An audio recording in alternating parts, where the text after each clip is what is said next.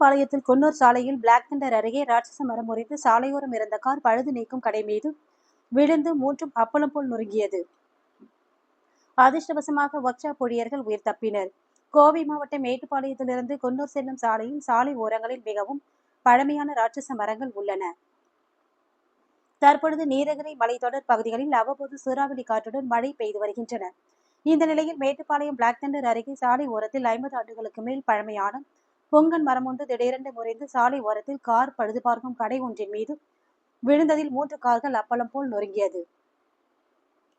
அருண் என்பவர் black Thunder அருகே சாலை ஓரத்தில் ஒர்க் ஷாப் கடை ஒன்று வைத்து நடத்தி வந்த நிலையில் இன்று மதியம் அந்த கடையின் அருகே ராட்சச புங்கன் மரம் ஒன்று திடீரென வேரோடு பெயர்ந்து அவரது கடையின் மீது விழுந்தது. அப்பொழுது அங்கு நிறுத்தி வைக்கப்பட்டிருந்த சாண்ட்ரோ, பொலோரோ உள்ளிட்ட 3 கார்கள் மீது அந்த மரம் விழுந்ததில் அந்த கார்கள் மரக்கிளைகளுக்கு நடுவே சிக்கி அப்பளம் போல் நொறுங்கியது. இந்த விபத்து ஏற்படுவதை சற்று உணர்ந்த ஒர்க் ஷாப்பில் பணியாற்றிய ஊழியர்கள் சுதாரித்து வெளியேறியதால் அதிர்ஷ்டவசமாக உயிர் தப்பினர். மேலும் இந்த மரம் சாலையில் விழுந்ததன் காரணமாக மேட்டுப்பாளையம் குன்னூர் சாலையில் போக்குவரத்து பாதிக்கப்பட்டது.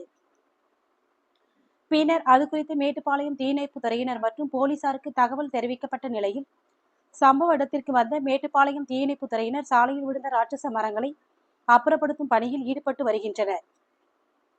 சாலையின் நடுவே மரம் விழுந்ததன் காரணமாக கடந்த அரை மணி நேரமாக போக்குவரத்து பாதிக்கப்பட்டுள்ளது. மரங்களை அப்புறப்படுத்தும் பணி தொடர்ந்து நடைபெற்று வருகிறது.